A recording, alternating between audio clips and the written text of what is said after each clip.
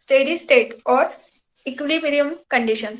अब ये जो स्टेडी स्टेट या फिर इक्विलिब्रियम कंडीशन रहती है ना, कैसे रहता है, जैसे हमने ये कल का एग्जांपल देखा कि कोई क्या कर रहा है, ये जो कंडीशन हमने देखी थी कि a person, A B C, ये तीन ब्रांड के प्रोडक्ट है, ठीक है। अब कोई पर्सन अगर ए ब्रांड का प्रोडक्ट यूज कर रहा है, करंटली वो ए ब्रांड का प्रोडक्ट यूज कर रहा है, अब उसको क्या करना है, मार्केट से वो चला गया और उसको ये तीन ब्रांड के प्रोडक्ट सेम, लास्ट टाइम आपको लिपस्टिक का बताया था, तो अज्यूम करो कि ये क्या है, लिपस्टिक के ही तीन ब्रांड है। तो क्या हो सकता है कि जो ए टाइप का प्रोडक्ट यूज कर रहा है वो ए ही टाइप का प्रोडक्ट नेक्स्ट टाइम परचेस करेगा, या फिर क्या हो सकता है वो बी टाइप का प्रोडक्ट परचेस कर सकता है, मतलब वो क्या, उसने क्या किया, ब्रांड स्विच कर दिया, या फिर सी टाइप का। तो ये स्विच करने की प्रोबेबिलिटीज है। अब ये कंडीशन अगर हम ऐसे कंटिन्यूअसली अप्लाई करेंगे, अज्यूम करो कि it is A true statement, ठीक है। ये कंडीशन कैसी है, ट्रू अगर अज्यूम करते हुए चलते हैं तो यही कंडीशन ऑकर होती रहेगी, अगेन ऑकर होगा। मतलब यहाँ पे हमने क्या देखा था कि ये फर्स्ट मंथ की सिचुएशन थी, तो फर्स्ट मंथ के हिसाब से ये प्रॉफिट लॉस हमें मिला था, फिर यही से हम सेकेंड मंथ पे चले गए तो हमें उसके रिस्पेक्ट में मिला। अब ऐसे ही अगर हम कंटिन्यू कंटिन्यू करते जाएंगे तो सर्टन टाइम के बाद में ये क्या होता है, धीरे धीरे करके उनका जो डिफरेंस है, परसेंटेज का डिफरेंस है, वो स्टॉप होते जाएगा। मतलब मुझे ये कहना है कि ए का ए को ए प्रोडक्ट से फर्स्ट मंथ में उसको 50% प्रॉफिट हुआ, मतलब 50% मिल रहा है, 100 में से उसके जो कस्टमर है 50 रह गए। फिर बाद में क्या हो गया, ये 45 पे आ गया, फिर नेक्स्ट में suppose it is A 42, next हो गया 41.5, next is 41.2, next is 41.1, next is 41, next is 41 and so on. अब यहाँ पे ये जो चेंजेस है इसको अगर ऑब्जर्व करोगे तो रिस्पेक्टिव टाइम के रिस्पेक्ट में स्टार्टिंग में भले ही चेंज थोड़ा लास्ट था, इसके बाद वाला बात इतना रिड्यूसिबल हो गया कि after the certain time long period के लिए अगर हम इस चेंज को ऑब्जर्व करते हैं तो वहां पे क्या हो जाएगा, एक कांस्टेंट सिचुएशन आती है और उस कांस्टेंट सिचुएशन को ही बोलते हैं स्टेडी स्टेट प्रोबेबिलिटी, ठीक है। ऐसे अगर आप मार्केटिंग के इसमें चेक करते हो, म्यूचुअल फंड मार्केटिंग में, तो उसमें ना क्या रहता है, फंड्स के डिफरेंट डिफरेंट टाइप्स जो रहते हैं, उसमें लॉन्ग टर्म इन्वेस्टमेंट का एक प्लान रहता है और एक शॉर्ट, शॉर्ट में क्या होता है वो फ्लक्चुएट होते रहता है, कम ज्यादा कम ज्यादा कम ज्यादा, मतलब उसमें क्या हो रहा है, प्रोबेबिलिटीज आर कंटिन्यूअसली चेंजिंग, ठीक है। सो वो स्टेडी स्टेट प्रोबेबिलिटी नहीं रहेगा। लेकिन जो लॉन्ग टर्म का प्रोसेस रहता है ना, उसमें क्या होता है, सर्ट ग्राफ है ना कुछ इस तरह से मिलता है कि कुछ अमाउंट के लिए धीरे धीरे धीरे इंक्रीज हो रहा है और सर्टन पीरियड के बाद में वो इतने हाई स्टेज पे पहुंच जाता है कि उसके बाद में ना प्रोडक्ट में कोई प्रॉफिट इंक्रीमेंट एज सच होता नहीं है, वो स्ट्रेट ग्राफ मिलता है। तो इसमें क्या हो गया, पीरियड सर्टन टाइम के बाद में ये इंक्रीज इंक्रीज इंक्रीज इंक्रीज और बाद में ये कांस्टेंट एक लाइन में फ्लो हो रहा है।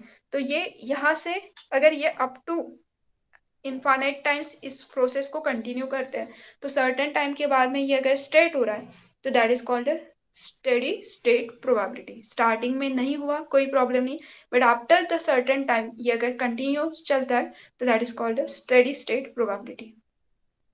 अब इसमें एक इंपॉर्टेंट कंसेप्ट रहता है, अब ये स्टेडी स्टेट प्रोबेबिलिटी आप क्या करते हो, सम प्रॉफिट या फिर सम लॉस, इसके रिस्पेक्ट में हम डिस्कशन करते हैं। तो हम अज्यूम करते हैं कि सपोज हमारे पास में ट्रांजिएंट मैट्रिक्स गिवन है, first state probability it is ए 1, और इसके ऊपर हम परसेंटेज के फॉर्म में इसका चेंज कर रहे हैं, तो it is A, let us consider x%, y%, ठीक है। दो ही प्रोडक्ट के बारे में डिस्कस करें, ए और बी प्रोडक्ट है, ये ट्रांजिएंट मैट्रिक्स कैसी है, ए बी ए, ठीक है। ए से बी से ए स्विच करने का ये जो है ना, ए से ए रहना और ए से बी पे स्विच करना, मतलब we are getting the total profit of A in the form of percentages X. वैसे ही बी से ए से बी स्विच करना या फिर बी से बी ही रहना, तो total gaining of B is y%। अब ये p इंटू वाई अगर आप प्रोडक्ट लेते हैं तो वी गेट द फर्स्ट, एक जो भी मंथ अगर कंसिडर करें तो मंथ, या फिर ईयर है तो ईयर, तो इन दोनों का प्रोडक्ट जो भी रिजल्ट आएगा तो we get the changes in the one month, अगर आपके पास में ये मंथ के रिस्पेक्ट में परसेंटेज है तो we write the change we get in 1 month. अगर ये ईयर वाइज परसेंटेज है तो we how to write change in 1 year. ठीक है, अब ये जो न्यू क्वांटिटी आएगी, यहाँ पे कुछ तो भी क्वांटिटी आएगा, let us consider it is A x1 y1। ठीक है, अब ये x1 y1 क्या करेंगे, इतना परसेंट चेंज हुआ है, अब इस चेंज के ऊपर फिर से हम अप्लाई करेंगे x1 y1, इसके रिस्पेक्ट में अगेन ट्रांजिएंट मैट्रिक्स का प्रोडक्ट, तो फिर से इस परसेंटेज के रिस्पेक्ट में कुछ ना कुछ चेंजेस होंगे। ये हो गया सेकेंड ईयर का चेंज, ऐसे ही कंटिन्यू करते जाओ तो सर्टन टाइम के बाद में अगर आपको X Y P is equal to X Y ये मिल गया, it is called steady state condition. तो ये होता है स्टेडी स्टेट कंडीशन। ये मैंने परसेंटेज के बारे में समझाया, समटाइम्स डायरेक्टली प्रोबेबिलिटी के करस्पॉन्डिंग भी रहता है, जैसे पी, फिर अपने पी स्क्वायर फाइंड आउट किया, फिर पी क्यूब, ऐसे ही ये कंटिन्यू कर रहे हैं P raise to power n, and if you apply the limit as n tends to infinity, तो इनफाइनाइट टाइम ये प्रोसेस कर रहे, तो if we get it is a P, then again it is called a steady state condition, that is equilibrium condition. This is a steady state और equilibrium condition, यहाँ पे लिखा हुआ है ये जो मैंने बताया। After the Markov process has नहीं कहा गया, one may observe that if no attempt is made up to alter the transition probability, the system would be eventually reaches a point of equilibrium for all the practical purposes, no future change would be occur in the state of probability। नहीं, यहाँ पे हाँ, यहाँ से आप लोग यही से रीड करोगे, ये स्टार्टिंग का कोई काम का नहीं है, ये जस्ट बुक से लिखा था इसलिए एज इट इज लिखने में आ गया, यहाँ से इम्पोर्टेंट है।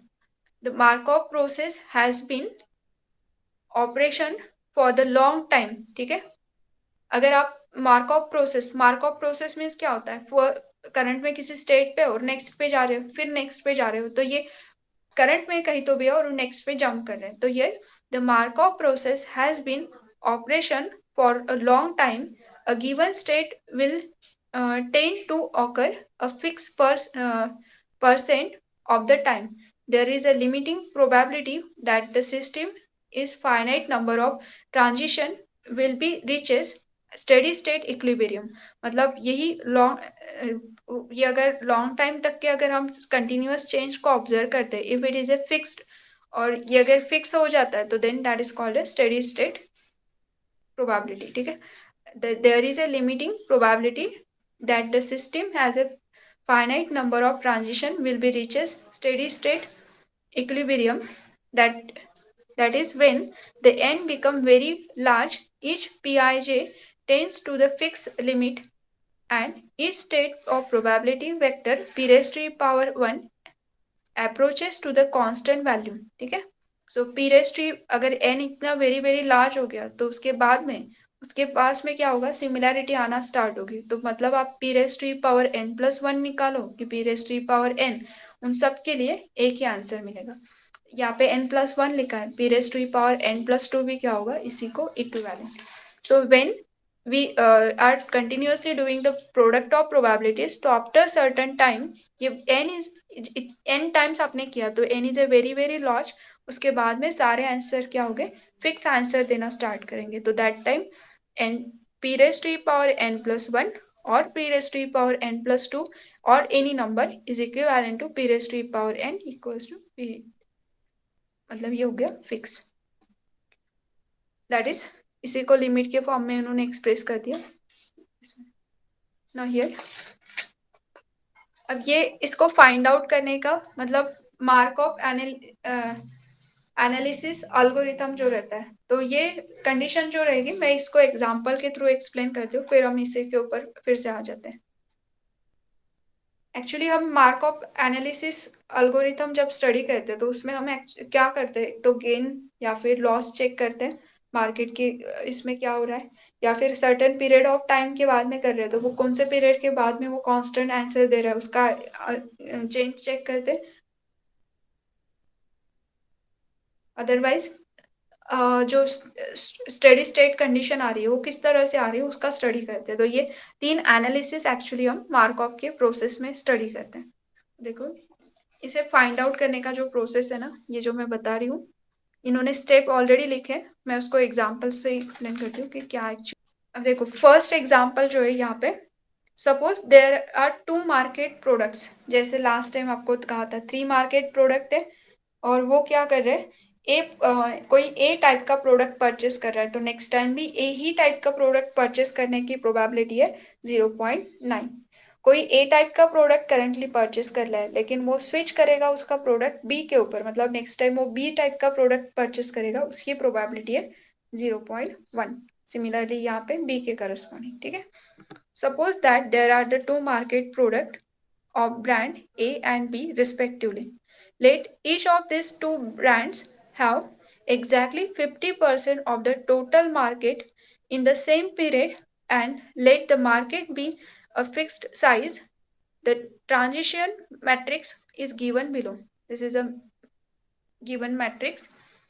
If the initial market share breakdown is 50% for each brand, and then determine their market share in the steady state.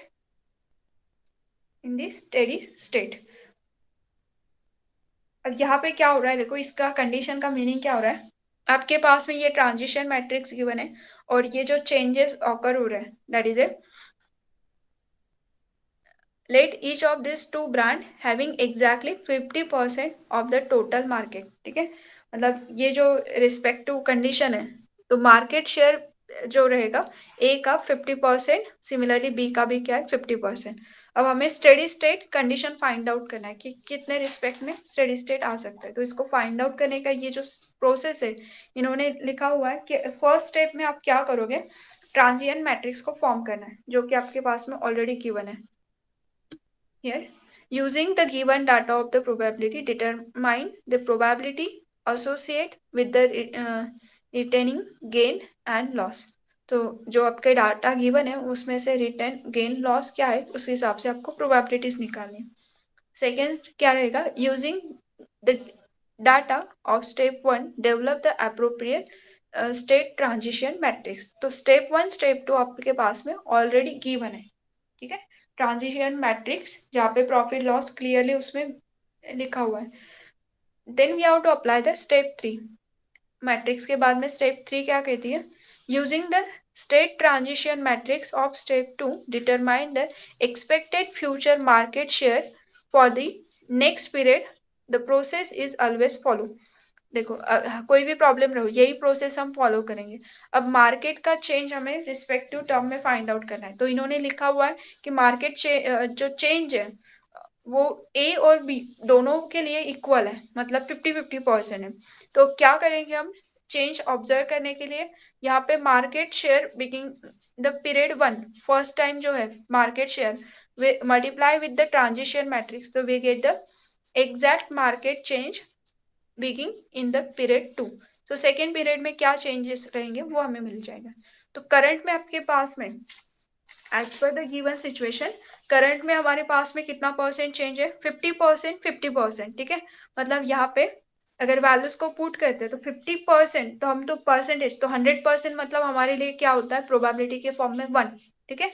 Multiplication जब आप लोग लेते हो तो हम जैसे सेंटीमीटर सेंटीमीटर यूनिट सेम होना चाहिए, मीटर मीटर वाला, तो वैसे यहाँ पे भी क्या होगा, ये अगर देखते हैं तो 100% is equivalent to 1 in probability.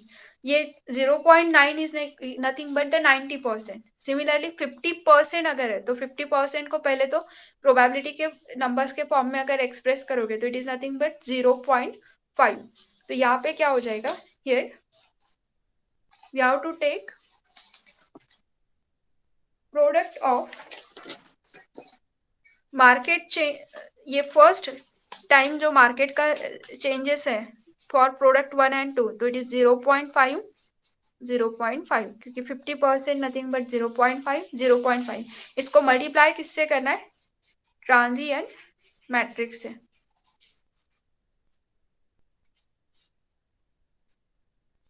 So current में जो फर्स्ट पीरियड में इतना परसेंट मार्केट का ये रहेगा उसके ऊपर, दोनों ब्रांड के ऊपर expected change multiply this transient matrix, क्योंकि ये क्या रिप्रेजेंट कर रहा है, ए पर्सन ए पे ही रहने की प्रोबेबिलिटी और ए पर्सन बी पर्सन ए पे स्विच करने की प्रोबेबिलिटी, मतलब ये ए के करस्पॉन्डिंग वाला रिस्पेक्टिव प्रोबेबिलिटीज है, मतलब इतना परसेंट इसके ऊपर वो रह सकता है।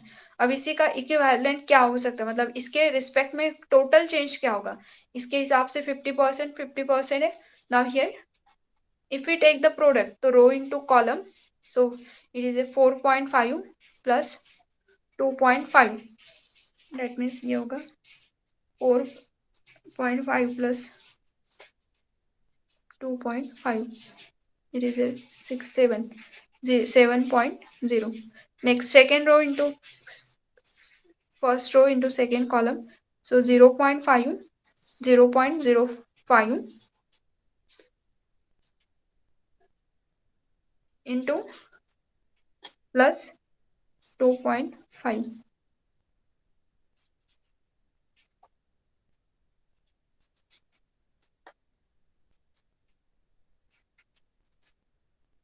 ये 0.25 आएगा ना, so take the addition, so it is a 0. ठीक है, row into column product here, so we get 0.7 0.3, तो ये रिप्रेजेंट करेगा ए प्रोडक्ट के लिए expected change after the 2 period and this is the expected change after the product for product B after 2 period. अब ये हमें प्रोसेस कहाँ तक के करना है, जब तक के स्टेडी स्टेट पोजीशन नहीं आती है तब तक के हमें ये प्रोसेस को कंटिन्यू करना है। सो सी हियर, अगर ये हो गया करंट फर्स्ट पीरियड के बाद में चेंज रहेगा 50-50, इसे मल्टीप्लाई किया ट्रांजिशन मैट्रिक्स से तो we get the expected market share at period 2, beginning at of period 2। तो यहाँ पे यही लिखा हुआ है। नाउ ये जो आंसर आएगा that we have to multiply again, ये जो है 0.9 0.1, इस मैट्रिक्स को क्या किया 0.5 से मल्टीप्लाई किए तो वी गेट दिस आंसर। अब ये आंसर क्या करेंगे, अगेन ट्रांसिएंट मैट्रिक्स को मल्टीप्लाई करेंगे, तो ये हो गया सेकेंड पीरियड का चेंज और ये डिनोट करेगा expected matrix share beginning period 3। तो फिर से मल्टीप्लाई कर दिया तो 3 पे ये आ गया, फिर से अगेन इसका मल्टीप्लाई करेंगे तो वी गेट दिस वन। अब अगर कंपेयर करते जाओगे ना तो आपको ये आइडिया क्लियर होगी, यहाँ पे ए का जो शेयर था वो 50% था, बी का 50% था, फिर इसके हिसाब से सेकेंड पीरियड में क्या हो गया, ए का 70 पे आ गया, बचा हुआ ऑब्वियसली बी का रहेगा, ए का 70 पे आ गया, नहीं थर्ड में क्या हो गया 78, देखो 50 से 70 मतलब 20 का डिफरेंस आ रहा है, 70 से 78 सिर्फ 8 का डिफरेंस है, फिर से इसको अगेन चेंज ऑब्जर्व किया तो 81, नाउ इसके कंपैरिजन में ये नियरेस्ट हो रहा है। अगर यही process if we are doing continuously तो देखो 0th पीरियड में ए का शेयर था 50, फिर हमने फर्स्ट टाइम प्रोडक्ट करके देखा तो we get the period of A is 70, second में 78 शेयर, थर्ड में 81.2, if we continue this process तो नियरेस्ट टू द 83 के करस्पॉन्डिंग जाएगा, मतलब 6 के बाद में after the 6 time product we will get a steady state condition. यही हमें फाइंड आउट करना था। देखो हो रहा है क्या क्लियर, क्या किए तो यहाँ से हम क्या कह सकते हैं, steady state market share of A is 83% and it is ए 17%। अब इसको आप फ्रैक्शन के फॉर्म में लिख सकते हैं, 100 में से 83 तो वो कितना हो जाएगा, वो आप फ्रैक्शन के फॉर्म में लिखो, 100 इक्वल्स टू 1 तो 83 इक्वल्स टू क्या हो जाएगा, 83 डिवाइडेड बाय 100 निकाल लेना। नाउ देन कैपेसिटी है क्या नेक्स्ट एग्जांपल सुनने की, ये एक्सप्लेन करो नेक्स्ट। यस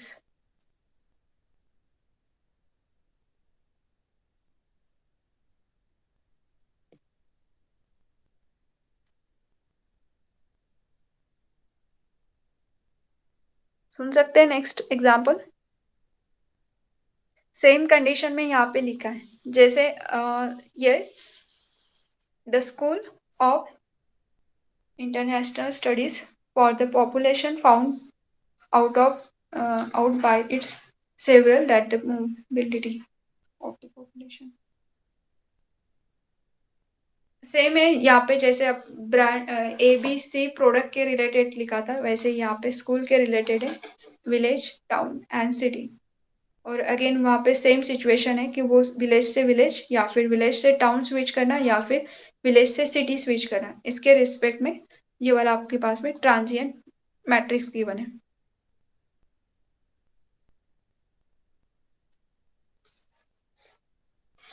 अब इसके रिस्पेक्ट में आपके पास में जो चेंजेस होने वाले हैं, मतलब अगर हम ये परसेंटेज की जो कंडीशन है, परसेंटेज को अगर प्रोबेबिलिटी के फॉर्म में लिखते हैं तो 100 इक्वल्स टू 1, तो 50% इज 0.5, 0.3, 0.2, इस तो ये होगा हमारा ट्रांजिएंट स्टेट मैट्रिक्स।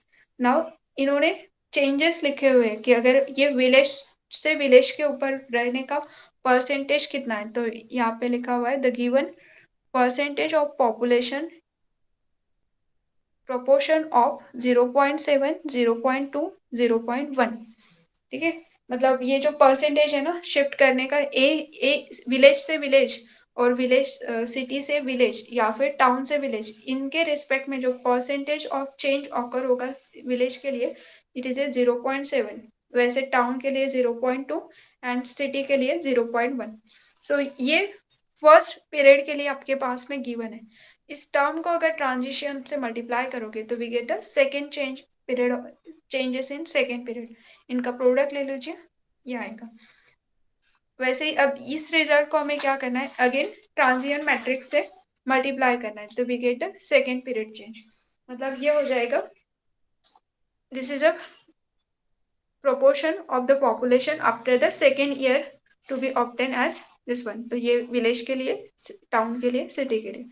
अगेन इस टर्म को आप मल्टीप्लाई करोगे तो we get the third year के लिए proportion after the second year के लिए। तो ये प्रोसेस अगर कंटिन्यू करते जाओगे तो यहाँ पे थोड़ा सा चेंजेस इतने होते हैं कि उसमें रिस्पेक्टिव चेंज आपको फाइंड आउट करना पड़ेगा। अभी इस बुक्स में यहाँ पे उन्होंने कंटिन्यू प्रोडक्ट लेके नहीं दिखाया, जस्ट क्वेश्चन में था कि find out the second year का चेंज, क्योंकि क्वेश्चन में यहाँ पे लिखा हुआ है कि we have to find changes in second year after the 2 year. Here 2 year के बाद में क्या होगा वही आपको इस क्वेश्चन में फाइंड आउट करना था। दैट्स वाई इन्होंने 2 बार अप्लाई करने के बाद में थर्ड में क्या चेंज हो सकता है, that we have to find out, तो ये होगा उसका चेंज। अगर ये कंटिन्यू करते जाओगे तो सर्टन एन ऐसा होगा कि जब ये सिचुएशन क्या होगी, स्टेडी स्टेट पे आ जाएगी।